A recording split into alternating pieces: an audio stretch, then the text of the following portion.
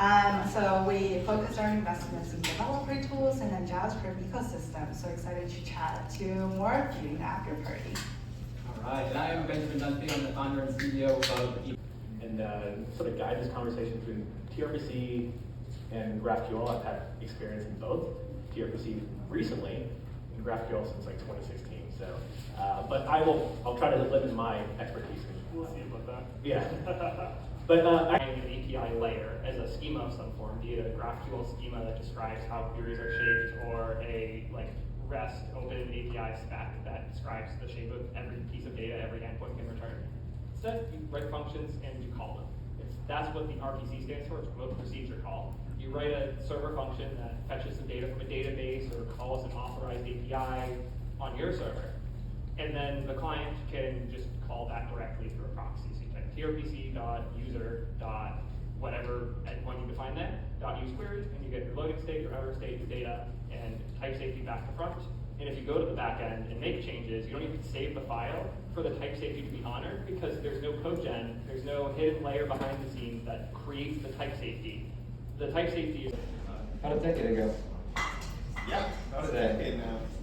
And he also served as the manager of the React group, which oversaw the massive open source project that is React.js, and also an internal tool for your project infrastructure team. And I'm especially delighted to have him here with us today, because this is Tom's first public interview since leaving Facebook in 2021. Gloves are off. So this is really the first opportunity at public meeting with, and with the benefit of hindsight. How did React change the nature of web development? It's a really good question. Full disclosure, Ben did not in advance give me any of these questions, so this is going to be all off the cuff, and we'll have some fun. Feel free to heckle if you'd like.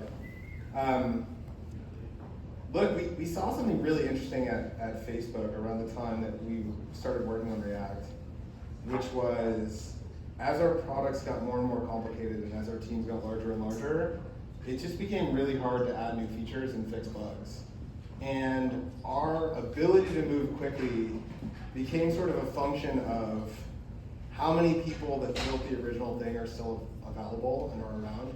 And I think one of the big things that React did, at least for us internally, was it decoupled initial authorship of an application from the iteration on top of that thing. notice, you touched on it a little bit, was previously one of the values of React was that it was really a library. It was a set of primitives that you could assemble in all sorts of really cool ways that just